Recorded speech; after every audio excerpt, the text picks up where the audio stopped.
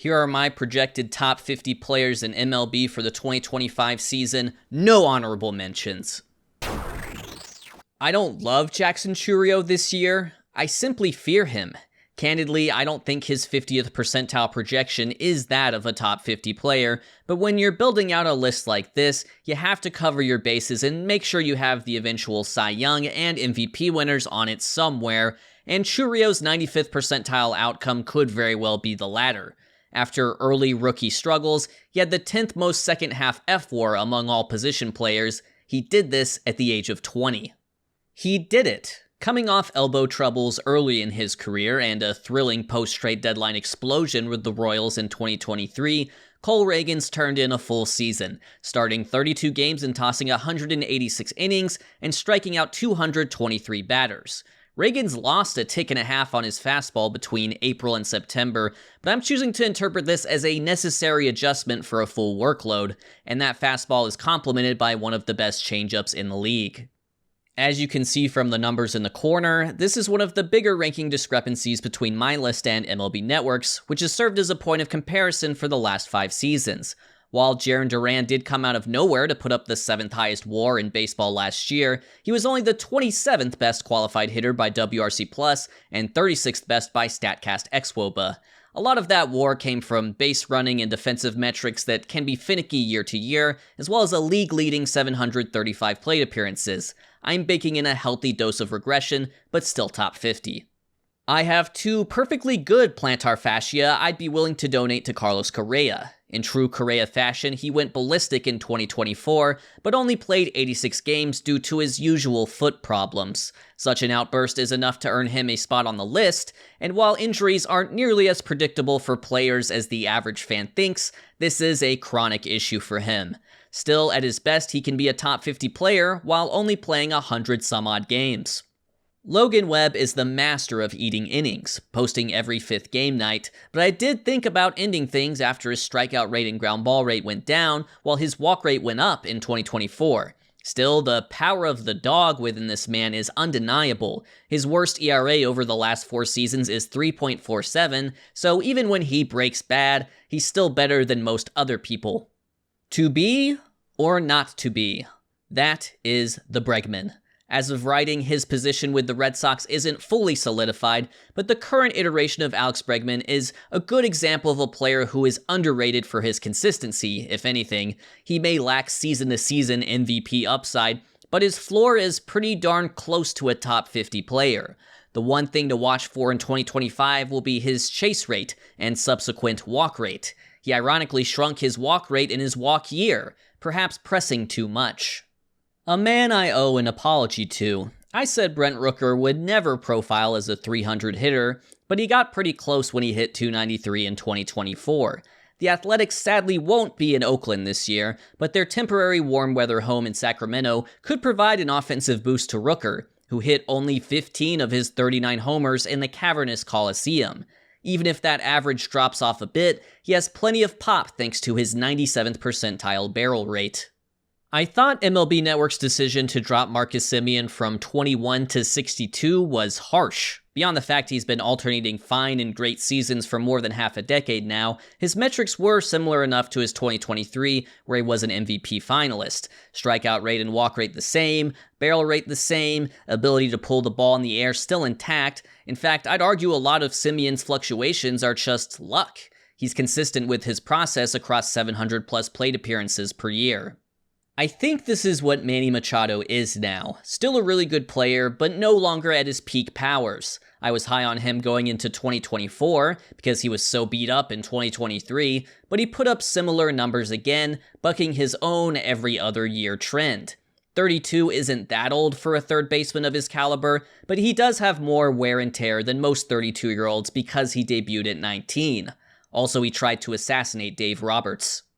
Your reigning NL Cy Young Award winner. Everything went right for Chris Sale last year, but heading into his age 36 season, I'm not expecting a repeat. I don't think he was actually that much more effective than he was his last few injury-addled years with Boston, which is the logic that allowed me to pick him as one of the 5 pitchers I liked heading into 2024. He just got better results, particularly in terms of run prevention, and managed to stay just healthy enough.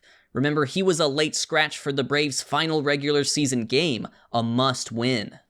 You won't find a larger discrepancy between my list and MLB Network's, at least in terms of position players, than Wyatt Langford. Everything about Langford's rookie year screams sophomore breakout to me. It took him 49 games to hit the ball over the fence, but from then on out, he OPS'd over 800. His swing decisions and ability to make contact are already better than league average. He pulls the ball and keeps it off the ground better than most promising youngsters, and he is freakishly athletic. StatCast graded him out as +5 fielding runs in the outfield last year, aided by 98th percentile sprint speed. Despite a down year, Adley Rutschman still lands a solid ranking on this year's list, and that's because, like the gullible little goose I am, I bought into the following narrative. Through July 27th last year, he had a .300 batting average, .351 on base, and was slugging .480 with 15 homers in 77 games. But after a ball tipped off his hand, he OPS'd under .600 the rest of the way. It was a tale of two halves, and I'm buying into the idea that he'll play more like Adley Rutschman than Badley Rutschman. Is this the first Tiger to ever feature on the Foolish 50? I can't quite remember. Despite his draft and prospect pedigree and him being one of the young faces that helped turn the tide in Detroit, Riley Green is weirdly underhyped for a 24-year-old coming off an all-star season.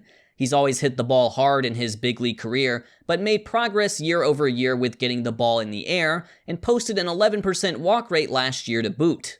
For me, he's a top 50 player and top 1 left fielder. For MLB Network, they want to see a little more.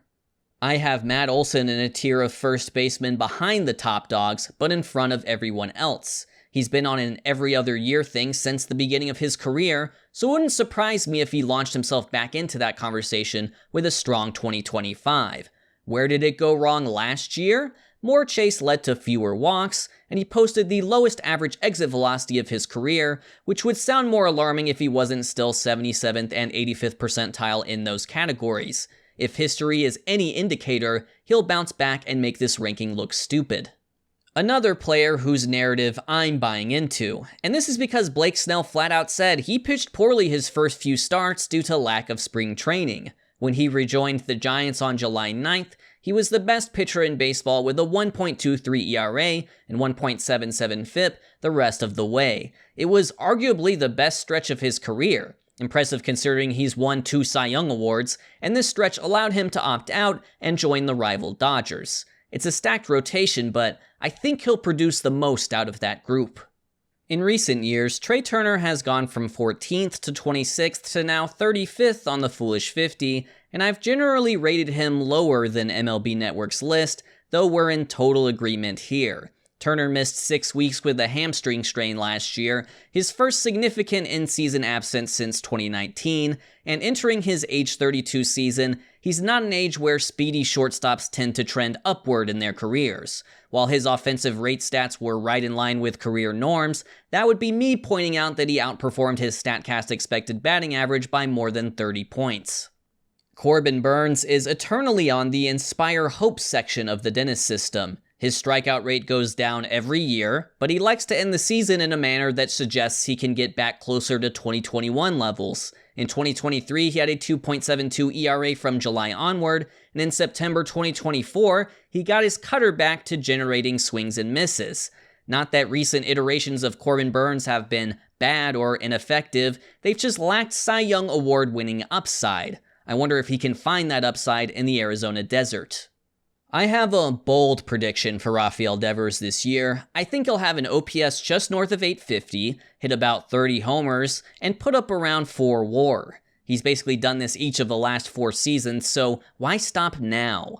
Consistency like this is hard to come by, and it also results in a consistent ranking. Devers ends up around 30th on this list year in and year out, and even if he moves positions, his bat is the driving force of his value, so I don't think that would stop me from enjoying him. What's the difference between Jacob deGrom and all the other great pitchers coming off elbow surgery? He already came back. deGrom tossed 10 innings in 2024, just enough to see his stuff and say, yup, that's Jacob deGrom all right. The fastball velo was above 2018 to 2019 levels when he was the best pitcher on the planet, but below 2021 to 2023 levels when he was still the best pitcher on the planet but couldn't stay healthy. More importantly, the fastball shape was fully intact. I'm excited to see what the Tommy John honeymoon period of deGrom looks like, and how it'll shape his eventual Hall of Fame candidacy.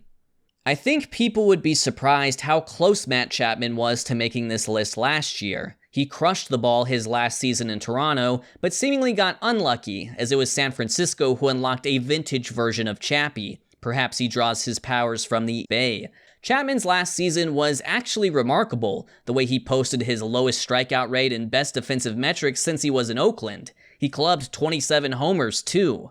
Could he break the Giants' curse by hitting 30?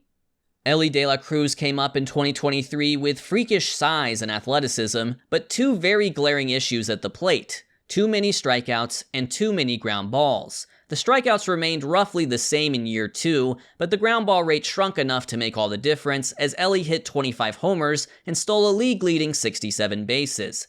The most encouraging development of his time in the big leagues might just be the defense, though. StatCast grades him at plus 14 runs at shortstop since his big league debut. Even if the hitting approach is still raw, the glove and speed really raised the floor. Another player making his Foolish 50 debut after coming close last year, Cal Raleigh, aka Big Dumper, has done the impossible over the last few years: hit in a Mariners uniform. While his approach won't ever win him a batting title, he has 91 homers the last 3 seasons, 18 more than the next best catcher, and he took home the American League's Platinum Glove as his defense has improved year after year at the MLB level. That's a top 50 player in my book, though the folks at MLB Network don't seem to respect our beautiful BBL backstops. Corbin Carroll is coming off one of the weirder seasons on this list. He was OPSing just over 600 through the first 3 months of the season, and concern for his shoulder had grown to the point that many speculated he would be shut down and go under the knife. Then, seemingly out of the blue, everything was fine, and he had a .549 slug the rest of the way, belting 20 of his 22 home runs from July 1st onwards. His base stealing took a hit, but his defense showed improvement, as he used his range to play half his games in center field. The final regular season numbers still paled in comparison to his excellent rookie year, but it was such a miraculous rally that he retains basically the same ranking as last season. The best catcher in MLB heading into 2025 is William Contreras. Although his defensive metrics as a backstop fell from plus to average between 2023 and 2024, average is still way better than the fringy defender who arrived via trade in Milwaukee 2 off-seasons ago. The catching lamp took over from there, turning him into a respectable defender to complement the bat that had always been there. And there's still room to improve on offense if he can lift the ball just a little more.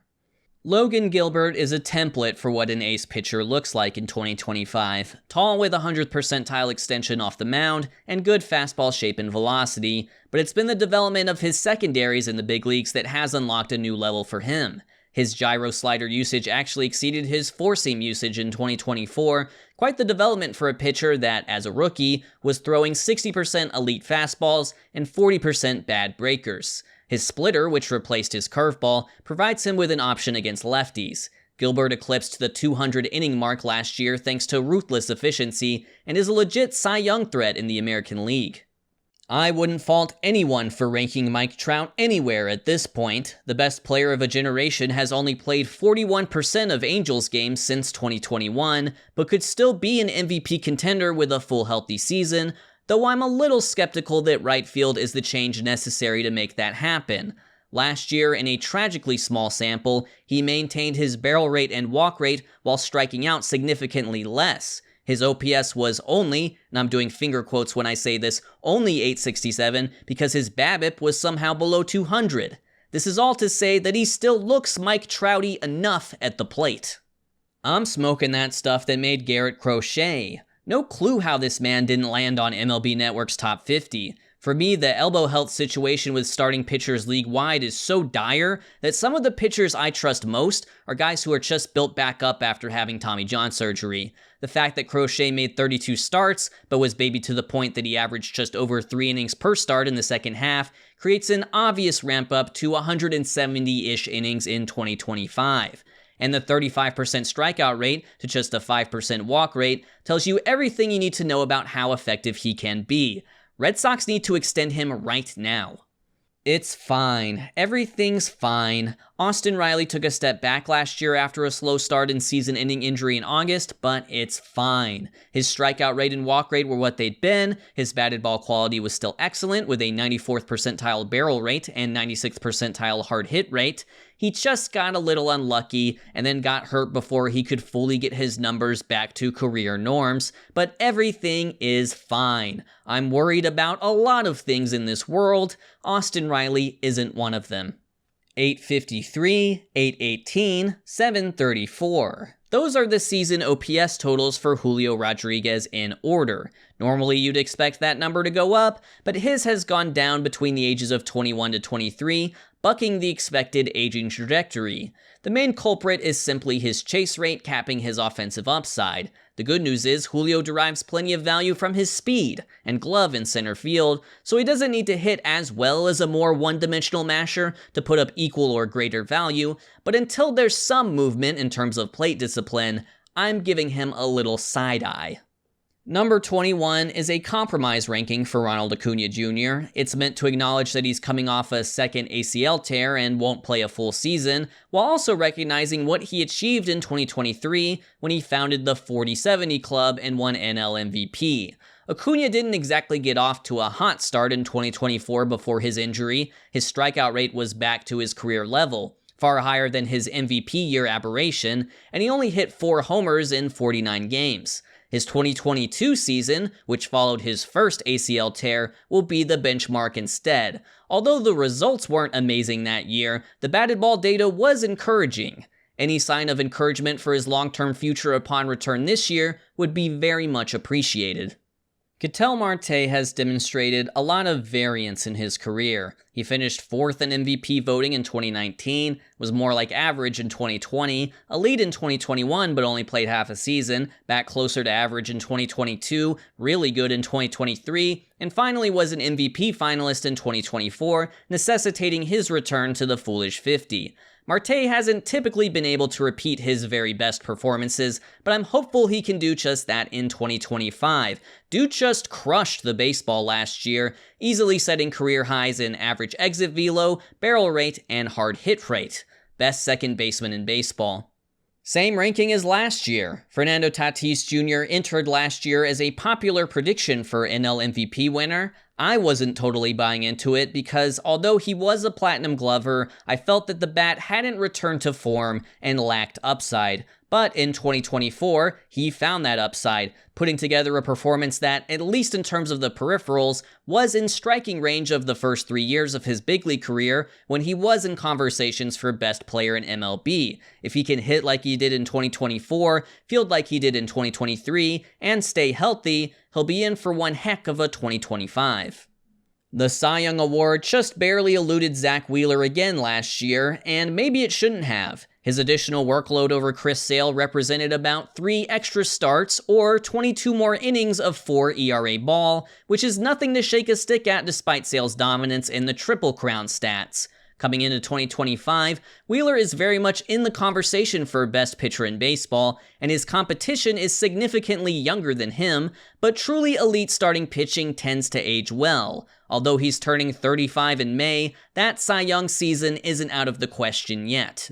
Over the offseason, no player has grown more in stock for me than Jackson Merrill. I know it sounds silly to be contrarian about a 21-year-old who just put together a 5-WAR rookie season playing center field for the first time, but he did it with an aggressive, chase-happy approach similar to the 2022 Rookie of the Year award winners, Julio Rodriguez and Michael Harris II, neither of which have equaled or exceeded their rookie performance in the years since. But Merrill is different.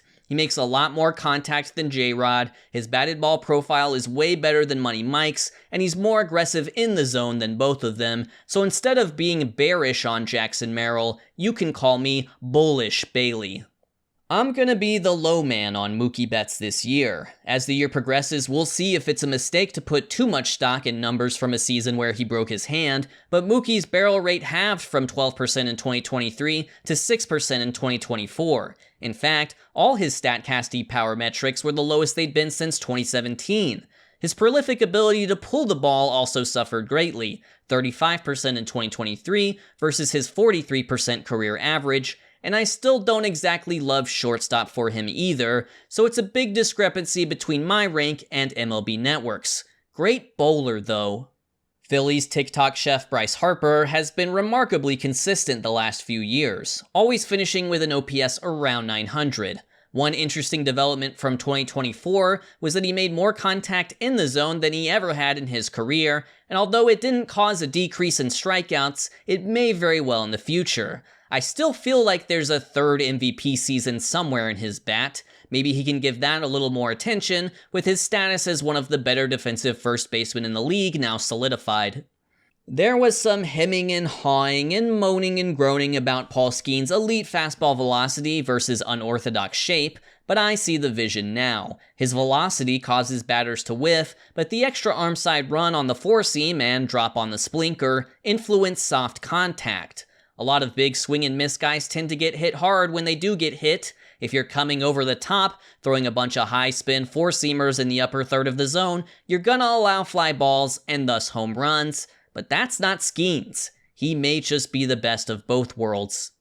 2024 was Freddie Freeman's worst regular season in Dodger Blue. It was a challenging year that included a 9-day absence due to his son's health and a sprained ankle in late September that hampered him throughout the playoffs until the World Series, when he said, "LOL, just kidding," and proceeded to crush Yankee hopes and dreams. Slight downgrade here for Freeman, who had a worse year than 2023 and is on the downward part of the aging curve, but his reputation is still as good as ever. Can't knock him down too far. New year, same J-Ram. Jose Ramirez remains as the best third baseman in baseball after yet another top 5 MVP finish, the 5th of his career. He just missed out on a 40-40-40 season. Ranking a player with his consistency can actually be difficult. It's very typical for him to be around the 10th or 12th most valuable player in any given season, so this spot seems fair in that regard, but due to the variation at the top, he'll still probably be better than about half the top 10 players on this list. I just don't know which ones. If you know which ones, please let me know in the comments so I can set things straight. I came to regret leaving Tarek Skubal off the Foolish 50 last year, to the point that I changed up how I ranked pitchers in 2025 to not make the same mistake in the future. After a dominant 15-start stretch in 2023, Skubal was very much on people's Cy Young radar, but he hadn't tossed more than 150 innings in a season, so I faded him. One Triple Crown season of 192 innings later, I'm acknowledging that any pitcher can get hurt and going more based off true talent on a per inning or per start basis, so if I get my pitching picks right, you can thank Mr. Skubal. Vladimir Guerrero Jr. barely made this list last year, but launched himself back into a top 10 spot after a monster campaign that in many ways rivaled his 2021 MVP runner-up breakout. Although it had been a while since he returned a top 50 season, I stuck with him because I felt like he had awful batted ball luck in 2023, a take which was ultimately vindicated by his 2024. As extension talks between his camp and the Blue Jays have stalled, if he repeats with another great season this year, a massive contract will be coming his way. I'd personally give him the mega deal now. This is an opportunity to sign a guy whose best seasons may still be ahead of him, rather than in the rearview mirror already. Which leads us to the other premier impending free agent, Kyle Tucker. The American League MVP race was absolutely stacked in 2024, but he played just as well as that crew, if only for half a season due to injury. He exhibited growth in terms of his plate discipline, rocking the second lowest chase rate and third highest walk rate among hitters with at least 300 plate appearances. As he moves from Houston to Chicago, it feels like a perfect storm scenario for a contract year. It'll be interesting to see how he responds to such a pressure-filled situation. As good as he's been with the Astros, they always had enough star power around him to shoulder the load, but with the Cubs, he is clearly the guy. It might sound silly to say this about a two-time World Series MVP who has only played in big markets, but Corey Seager continues to be underrated. On a rate basis, only A-Rod has hit better as a shortstop since integration, and his approach is so fun to watch too, so rightfully aggressive in the heart of the zone. He's never been cheated, and yet still disciplined enough to take his walks. This would be an elite bat for a first baseman, but Seager has graded out as a league-average defensive shortstop the last few years, even if it isn't always pretty. The only thing stopping him as of late has been nagging injuries, as he's missed about 80 games over the last 2 seasons. Tune in again next year to watch me rank Corey Seager higher than MLB Network. Yordan Alvarez is an amazing hitter, but he's also kind of a funny hitter. Despite being an absolutely built 6'5" Adonis of a DH with crazy raw power and the ability to elevate the ball, this guy only struck out 15% of the time last year while batting .308. He's arguably closer to winning a batting title than a home run crown, as he hit 35 in 147 games, too shy of his career high. I wouldn't mind seeing him throw caution to the wind, trading off some contact to drop a 50-burger on the league, but I guess if he did that, he just wouldn't be Yordan Alvarez anymore. Is there such a thing as too pure of a hitter? Although he finished 4th, Gunnar Henderson is coming off a median MVP season at the age of 23. By median, I mean a season that would probably slot somewhere around the middle of all MVP winning seasons across the last decade or so. For a former #1 prospect turned Rookie of the Year turned MVP candidate, his quick ascension to superstardom has been eerily quiet.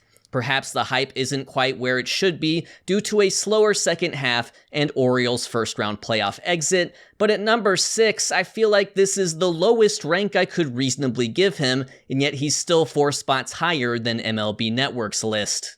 Here's a scary thought. Did Francisco Lindor get a little unlucky in 2024? He's coming off the best year of his excellent career, but a slow start and September back injury were undesirable bookends to his regular season, and he very well may have deserved better results from his batted ball quality. Despite his runner-up MVP finish, I don't know if Mr. Smile has the upside to actually ever win the award, assuming the National League produces a candidate with far superior offense, but thanks in large part to his defense and base running, Lindor leads the NL in WAR across the last 3 seasons. They don't give out MVP awards for doing that, just plaques in Cooperstown. Elevate and celebrate. That's how Juan Soto put together the best full season of his career in the Bronx and earned baseball's biggest contract in Queens. In 2023 with San Diego, 11% of his batted balls were pulled in the air. With New York, that number rose to 19% as Soto hit a career-high 41 homers, then hit 4 more in the playoffs. He'll almost certainly be a minus or minus defender throughout his contract with the Mets. That is, until he's transitioned into a DH type, but he also has the pitch recognition to let the bat speak for itself for a long time. Only Barry Bonds has a higher career on base percentage in the expansion era. Even if he's not the most dynamic player in the game, his value proposition is simple. Outs are bad, and Juan Soto avoids getting out more than anybody. .332 average, 32 homers, 31 steals, 10 WAR. Bobby Witt Jr. is coming off the most Mike Trout-like season since Mike Trout was Bobby Witt Jr.'s age. He's the current answer to the question, what active player, regardless of contract, would you want to start a franchise with? He won't turn 25 until June, he plays Gold Glove defense at shortstop, he's been durable throughout his career as a pro, and he's gotten better every year, though it'll take a lot to top his 2024 and 2025. After being considered for #1, he lands at #3 in this iteration of the list, but he has a good chance to grab the top spot soon, given his youth relative to the competition. Playoff goofs aside, Aaron Judge is coming off probably the best season a right-handed hitter has ever had, at least in terms of offense. He wasn't able to surpass his home run total of 62 in 2022, pulling up just short at 58, but he added 11 points of batting average, 33 points of on base, and 15 points of slug en route to his second AL MVP in 3 years. Entering his age 33 season, the Judge's defensive contributions have slipped lately, but a move back to his preferred right field may help this year. When I put Judge at number 1 in last year's Foolish 50, it was a somewhat controversial pick. MLB Network had him at number 3. Thankfully, I was proven correct in the long run, but just because he was the best player in 2024 doesn't mean he'll be the best in 2025. Although the bottom half of our top 10 is completely different, I ended up with the same top 4 as MLB Network. Shohei Ohtani comes in at number 1 this year, first and foremost because of the strides he's made as a hitter and base stealer as of late. He's been the second best hitter in baseball across the last 2 years, and had an all-time great base stealing season in 2024 in terms of volume and efficiency.